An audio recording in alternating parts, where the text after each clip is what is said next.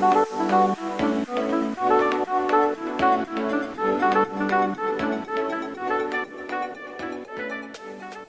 hello, everybody, and welcome back to the Power of Words podcast. Thank you to Andy Waldman, SP Studios, and their amazing team for hosting us. We bring you real stories from real people and some that you might never have heard of, sharing their vulnerabilities, and that helps erase the stigma around mental health. I believe it not only helps erase the stigma, but it also shows the true signs of leadership. I have here with me today, Carrie Lyn. Hi. So happy to have you and welcome back. Thank you so much. I'm so grateful to be here. The strength in what we share and the strength in what we do comes from our path and the path we've been down. I know we've talked about your successes. Carrie Lyn is the founder of Learnville, and this is where you are today. But I'm looking to talk about the path that has brought you here today. You've got a beautiful story that you're telling now, but let's see what it took to get you here. Wow, it's a journey. I'm sure it's been. Let's talk about your youth, well, when you were young, your teen years. What was life like for you then?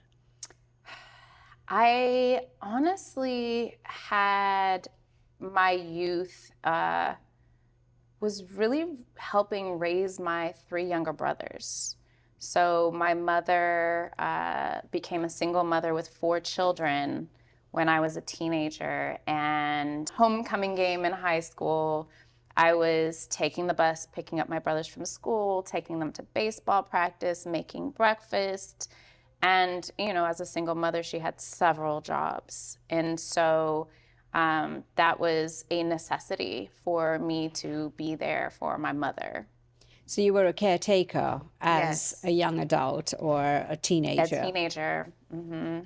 So what that did teach me was how to work hard.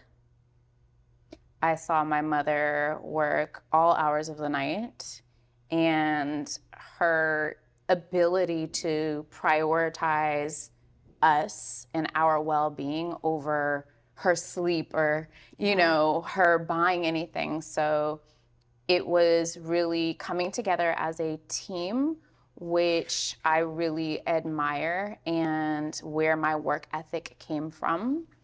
And it also gave me something to reference in terms of, I want to do things and make things a little bit easier for other people. And what am I going to do to ensure that I can do it better? And I believe that as parents, and now, you know, I am in the role of a parent. I have 4 kids of my own. And so I want them to be better than me. I want them to do a better job than I did with them. And then that was just my goal. Okay, so how do I do that for my family and myself?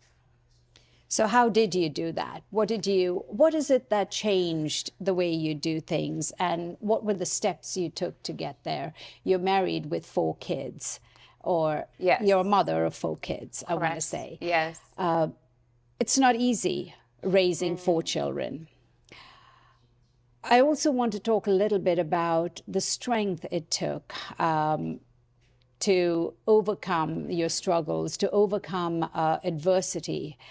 What you've been through is not easy for most people to talk about and to share. And through sharing those stories is what helps others understand that they're not alone. That is really important. Let's go to, you have 4 children. Your oldest is a boy. Yes. So I have 4, 2 boys, 2 girls. I have 25-year-old son, Morris. I have a would-be 25 son, Adrian, and my son, who's Morris, who's 27. And 2 daughters who are 20 and 17. And I feel like you and I could talk, first of all. Just side note, I feel like we could talk for hours and just share so much, a wealth of knowledge and lessons and just tips and tricks on how to balance and survive life. This is total survive life. And this is a total sidebar conversation, but I really just want to acknowledge that you are a beautiful entrepreneur. I don't look so bad, and I'm an entrepreneur and a mother. And oftentimes people look at us and they're like, you have such a good life. Yeah. Life is so easy for you. Perception. Perception. Right. And what you see is not always what you get, but no one knows what goes on behind the scenes. So this is my moment to say I'm proud of you. Well, I am proud of you. I am so proud. I have to say, I'm so proud of you. I had to do this podcast again, first because I want to thank you for sharing, your struggles. And these are real struggles, trauma, tragedy that you've had in your life. And I would love for you to talk about it because so many people are going through that. And so few of us have something to cling on to. And we don't realize when we're going through something that we are not alone, that there are people around us. Yeah. I want you to talk about that because that was why I really said, I have to do this with you again. Thank you for sharing it. I know it's the first time you've shared your story, but when I look at what I'm surrounded by, it really makes me want to bring attention to your story, how you've overcome that, and how it's made you change lives for others. So where do I begin? So growing up, I grew up with I'm half Chinese. So it was a very strict household, cleanliness, studying, Tiger mom. Yes. And then my father is a computer scientist who is socially not well. I don't know what the right word would be, but one of those people that's like a genius when it comes They can't integrate into society. They cannot integrate. And he was very verbally abusive and physically abusive with his children and his significant other. And so my childhood was primarily spent in survival mode. And so in survival mode encompassed myself, it encompassed my mother and my 3 siblings. So how can I deter him from abusing them? How can I help with being in a household where I see the abuse of my mother? I remember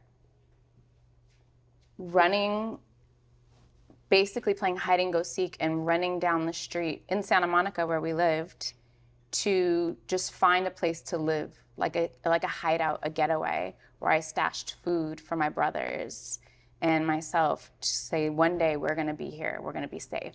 Wow. So that impacted me as an adult and future forward in relationships in various ways, but most notably my survival mode. My survival mode is being very mindful and thoughtful about the words that I say before I say it and the response that can trigger in other people. So that in turn made me avoid conflict, right? I don't work really well with conflict because I'm like, no, it needs to be a safe space. So it's really important.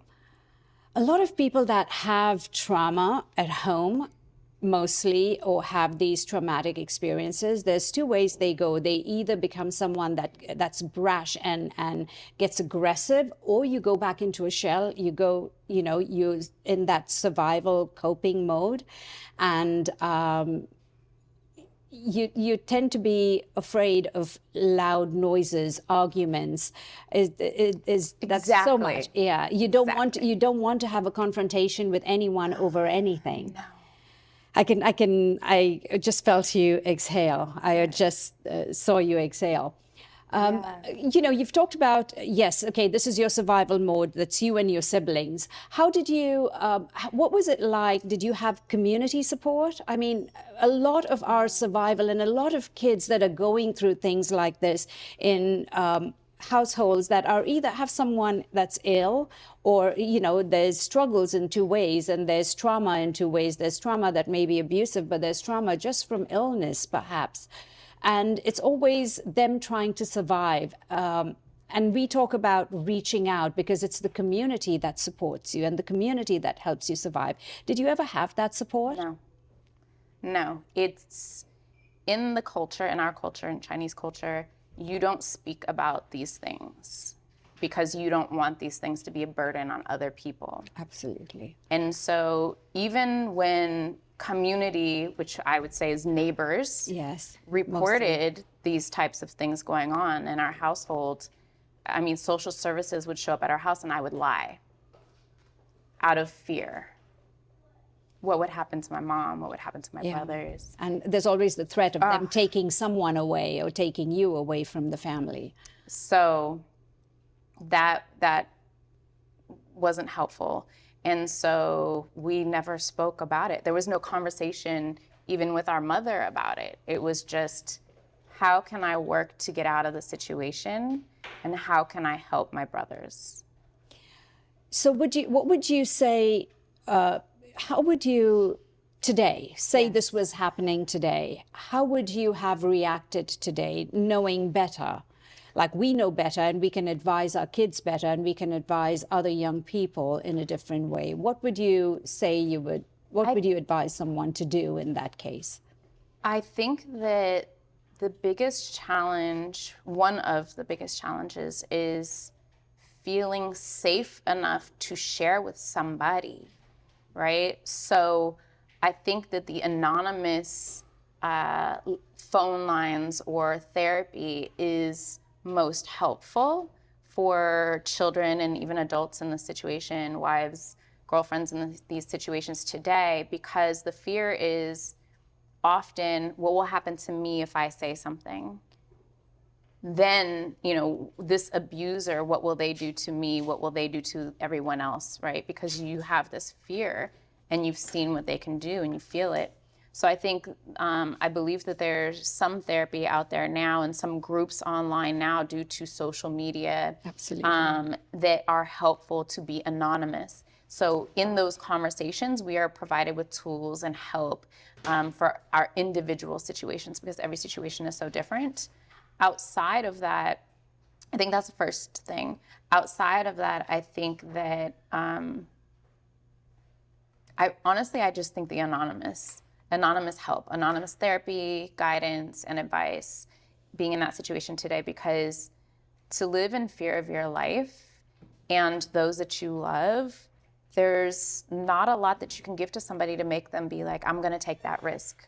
Yeah, no, I agree. And yes, we have amazing, call lines and helplines that you can call and stay anonymous with. But I also believe expressing yourself or finding a subtle way, like we do in the Power of Seven, being able to express yourself as a habit, starting really young and being able to speak out. Because speaking out is so difficult. It is so difficult. It's taken you so long to be able to speak out, even of what we're about to talk about next, the next stage of your life. Talking about that situation, I would love for you to share the tragedy with your son. And thank you so much for sharing that with us. I know this is the first time you talk about it. And, it fills my heart with so much compassion and empathy and love. And, just always know that we're here to support you, to walk in your shoes, which is what we talk about so much. I would love for you to share that. Sure. So my son, Adrian, who would be 25, he passed away when he was 4.5. And at that time, I had my newborn daughter, my first daughter. She was 4 months old.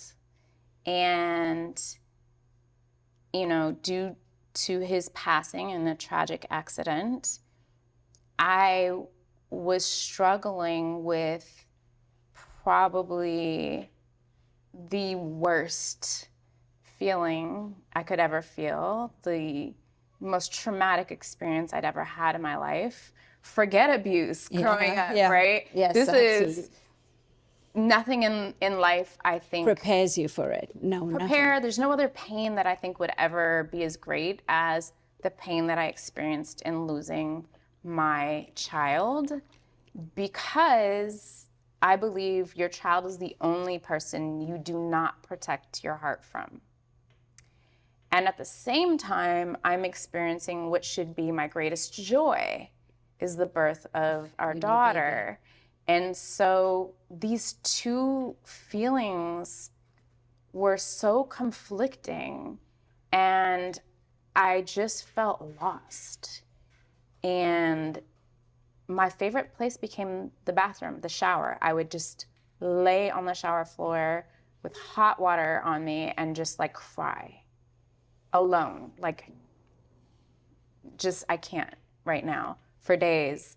And I couldn't even bring myself to be close to my daughter, because it was like, how do I feel? Love. Yeah, I don't have the same love. I'm afraid to love. Yeah. And then I felt guilty. How do I not love this beautiful little girl? How unfair is that to her? It's a struggle of how do you love, and then guilty for loving, I think, as well. And at the same time, I have my son who's still here with us, and I'm not doing basketball with him anymore. I'm not doing karate. I'm not doing piano. It's just like, mom is missing kind of thing. Yeah. And it was really hard. I had to take some time. We lived in LA. I flew to Scottsdale, Arizona, which is known for energy and healing vibrations. And so I went by myself for a few days just to kind of reflect on life and where my spirit and energy was. And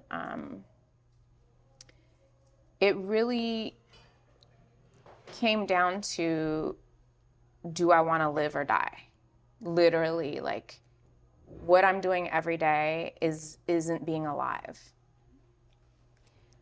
And I still have other kids that you have to live for. Yeah.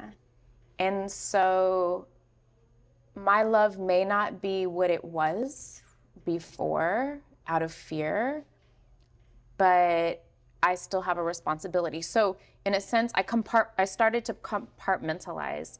Like, I may not be the best mother today and have the best love today, but while I'm feeling emotional, let me do the basic needs. Let me make sure the basic needs are met. So, okay, let me just be a mom. Let me get back to cooking. Let me take them to school. Let me integrate just what I have to do for my responsibilities, and then love will come after. As I'm healing, the love and the closeness with my kids started to come back. But really what I had to start with was, let me just take care of my responsibility, not because it feels good. Yeah. It's like two people, really. You get out of one body and get into another until those two come back together. Yeah. Because you end up being just doing the role and things that you have to do, but the heart and soul of you is numb. Did you have community support then? Did you have people close enough around you at that point? I had people and community that wanted to be close. Going back to my childhood and how I was raised, communicating hard things, hurtful things, tragic things was not what I did. And I've gone through years of therapy, still continue therapy, to learn how to deal with, process, and articulate myself when it comes to affairs of the heart. When it comes to business, I'm good. We're good. Yeah. Affairs of the heart, those are the greatest challenges to communicate. And so I did not share a lot. I mean, I believe my best friend of 30 something years, still we haven't had a full conversation about it. And so I did go to therapy for a period of time, so that was helpful. My husband did try to help, and I think that I was in such a dark space that I just needed to sort out things myself, because change in how I've my entire life have communicated wasn't something that I could do at the same time. Like, here, learn a new healthy way to communicate while you're dealing with this tragedy and mourning. And I was like, okay, let me just do what I know how to do to survive in this moment.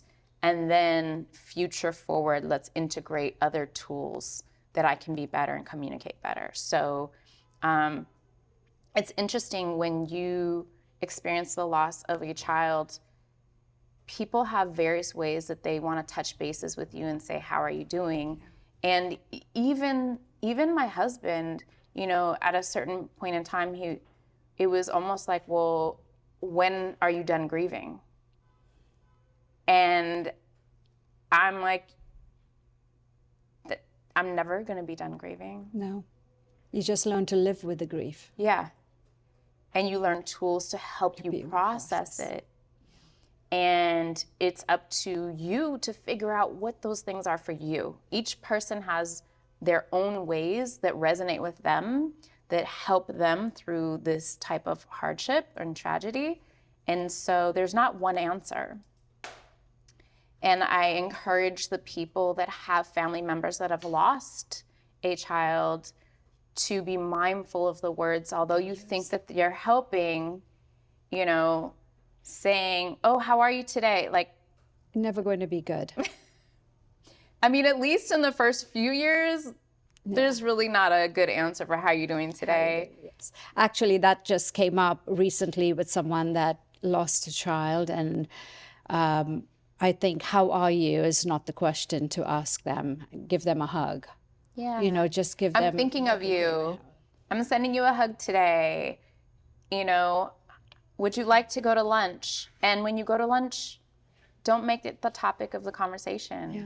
Allow me or allow them to bring up something should they want to. Yeah. And take the conversation outside and around other things, so you know that there are other things to live for and there are other things to be done. And sometimes you just need a distraction, and you need a distraction from an outside source. Yes, because everybody is asking, how are you doing? Yeah. You just want something else. Yeah. I'm still me, and I'm not this tragedy. So if you ask me every time I talk to you about my tragedy, then you know what I mean. What are we here for? Now, if we can You're sit living down, it every minute. Not just when you visit or call. Yeah. So I appreciate that and encourage that in the friends of people who have lost. Thank you. Thank you. That is so special, because we know someone's grieving, and the people around you all want to help. They all have good intention. Do you think, it's not, when it comes to, things that are abuse, and then there's loss and tragedy, do you think if we're all raised from a really young age to be able to express our emotions on a daily basis, consistently and constantly, do you think that will make it easier? 1,000%. 1,000%. Feeling safe to articulate our feelings and our emotions, regardless of what they may be, without being judged, will directly impact the health of our communities. And also providing them tools, right? The tools that you provide in your programming allows them to say to themselves, I'm feeling, what? And then, oh wait, I learned this. Oh wait, the power of words said this. This program said this. And even if they don't want to share it with somebody else in that moment, they have tools to process internally. Yeah. Most of our youth, most of our community, adults don't have these tools. Yes. And so even for my situation, had I been in a community or even in a household where we communicated, I would have had more help because I would have allowed it. Yeah. Right? It was a disgrace to share hardship.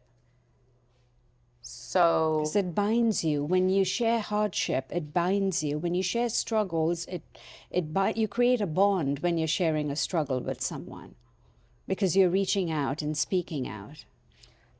I mean, it allows people to have a better understanding Of who you are. of who you are. It allows people to have empathy for who you are and what you've been through, and a better understanding of how they can help and deal with other people in society, not just you and your direct family. When people come to your podcast and they hear about various ways that your programming helps through mental health challenges and life in general and hardships and traumas, that alone will help them in their own communities that may have never even met you before, or heard of you before, but are now learning about these tools. You know, talking of tools, let's talk about this amazing, program or path you've taken. And I always, when I see you and I look at you, I have so much admiration for the work you're doing. The, thousands of kids whose lives you have touched and changed. And I just love the sound of what Learnville does. It's learn and earn. Yes. So Learnville is our mobile ed tech platform where we provide access to education to inner city communities. And so the types of education we give are STEAM and core life skills, such as mental health courses, conflict management, anger management, financial literacy. And now expression of emotion. Correct. See, emotional intelligence is very pivotal. Most important, yeah. And so these are the types of programs that we offer to these communities. And for taking these courses, they're earning points to gain digital gift cards to shop at some of their favorite stores. From Nike to Target to Amazon. Amazing. Yes, Apple even. So it's exciting to make a generational impact. And I don't say that lightly. A generational impact is my goal. How do we ensure that we are cultivating our future leaders and change makers and preparing them to be future proof?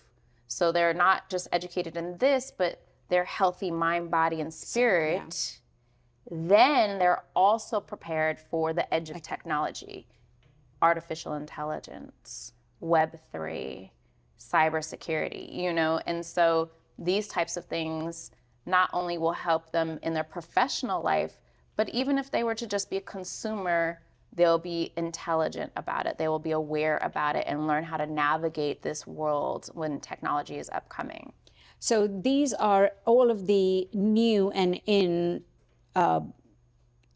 technology, all of the... Not just technology, but it's arts and sports. From some of the biggest basketball athletes to the biggest writers and music producers. So techniques on how to do things, or how to go out and be a DJ, or how to record your own music. Correct. The business behind music, not just music. Yeah, right? Because music is so vast. It's like fashion. There's so many areas of it. And oftentimes these youth think that they have to be the singer, the rapper, or dancer. Or the athletes think, I just want to play basketball. Well, what if you were a sneaker designer for basketball shoes? Yeah. What if you were an agent? And then even if you are an athlete, what are the greatest things that you could do to heal or nurse specific injuries for that field? And this is what these athletes come on board with Learnville to do, is to help provide this type of education to our youth. Amazing. And then you also have the attorneys. So you have the entertainment attorneys and, sports attorneys. Exactly. There's so many, such a diverse group of, how do you call it, professional Yes. careers that one, like sport or music or fashion branches out into. And are these accredited to, so that you go to school? Is it high school level? So high school and post high school as well. So while you're in university, or do you have to be in school to do the courses? So right now we're offering it to high school students in inner cities. Amazing. 5-year plan is going to other countries, other languages, and accreditation. We currently have some of the courses where if they complete them, they do get a certification and it grants them a higher earning power. And that's such a big deal. Yeah, absolutely. And do you teach them to manage their finances while they're at that? Yes. So we have a partnership we are super excited about with Operation Hope, who is the civil rights leader, global civil rights leader on financial literacy. And so they are our partner. And so we are not reinventing education and trying to become a master at all of these various industries. We are partnering with a master of each of these industries, and they have created the curriculum. So it's based on years of statistics and studies and language that has already proven to be effective.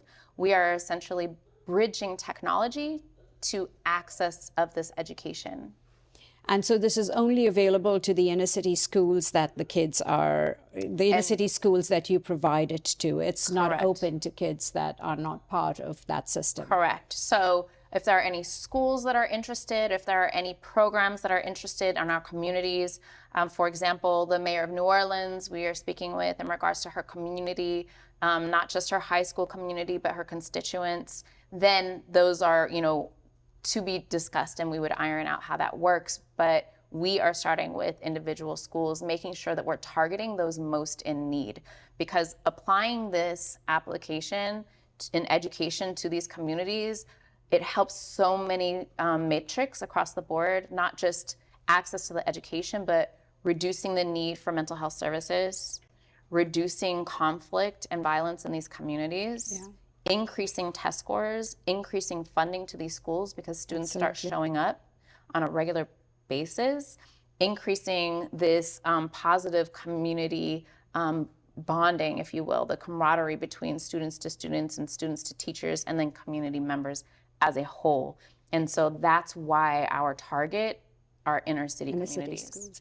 And, also it gives you self-determination, self-motivation. It elevates you and puts you at a higher level because you have your education, and then you have all these other things that you would love to learn, but you might not find it available at, in school or in your school curriculum. That is the biggest factor of minorities not being in any STEAM. Yeah. Is their eyes are not opened up into these industries until later on in life. And at that point, they already feel defeated.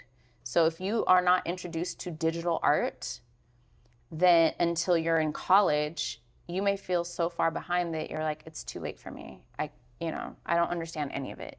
But if you're exposed to it in your teenage years, then you're so young, you can start to say, I want to learn more. I want to learn more. Oh, I get it. And then by the time you get to college, you already have a certification from our program, and that's on your LinkedIn. And now you can even get a job that creates more revenue for an income for your family. Because I think also when kids graduate from college, if they haven't had exposure to all these other courses that you provide, they go into university without really understanding, they just want to choose whether they want to be an engineer, be in finance, or be, you have all these choices, but you haven't touched and felt any of those programs because you have no access to it. So you probably spend 4 years in college and this is really not what I want to do, is what you end up with. Like, I don't love this. So I love that you give this at high school level where you can actually dabble and learn different things. You can earn, credit from whatever, Apple or Target or digital gift cards. Earn the digital gift cards and go into college or go into university prepared for something that you love and you want to learn. Because I always say you spend your whole life in your career, so you better love it. Yes. Do what you love. Do what you love. And if you don't know that these opportunities are out there for you,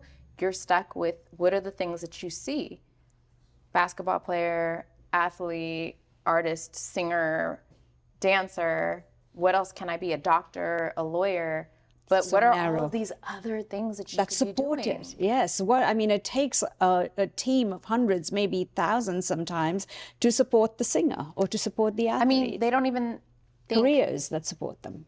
about a commissioner, like working for the government, the city. I mean, there are so many various types of commissioners.